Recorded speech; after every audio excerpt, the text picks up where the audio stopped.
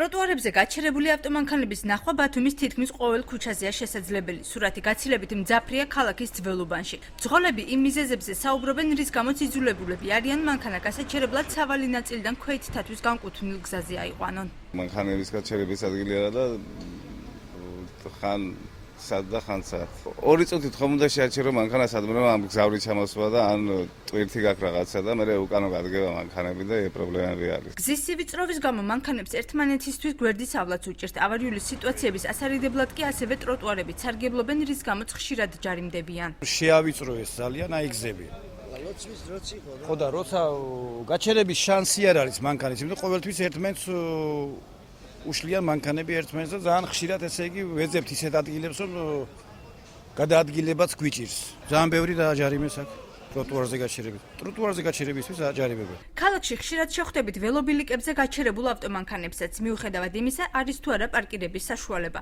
ტროტუარებზე გაჩერებული ავტომანქანები საფრთხეს ქვეითთათვისაც წარმოადგენს. გზავრები ამბობენ, რომ ასეთ შემთხვევაში იძულებულნი არიან მანქანის სავალ ნაწილზე თავად გადმოვიდნენ. მანქანამ სადაც გასაჩერებელი ადგილი არა, იქ არ უნდა გაარჩევოს. რომ არ შექმნას საავარიო სიტუაცია, გინდა ფეხით მოსავალზე ან სხვასთვის რომ ვიწროა ესეც ქუჩები გასასვლელი რაღაც. იყო ასეთი კინაღამ გამიტანა ერთი. ბათუმის სატრანსპორტო ინფრასტრუქტურის მართვის სააგენტოში აცხადებენ, რომ დღის განმავლობაში 500-მდე ჯარიმა იწერება, თუმცა სანქციებს სათანადო შედეგი არ მოჰყოლია.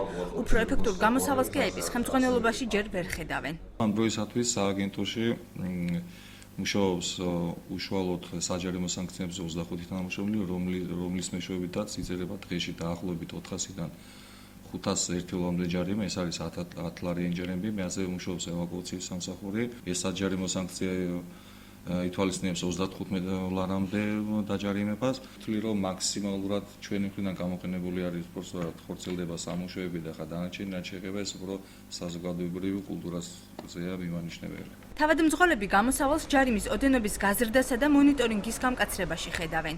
ჯარიმები უნდა გააძლიერონ. მაგიამთავარი, მე არაფერი. მე არაფერი არ შეიძლება.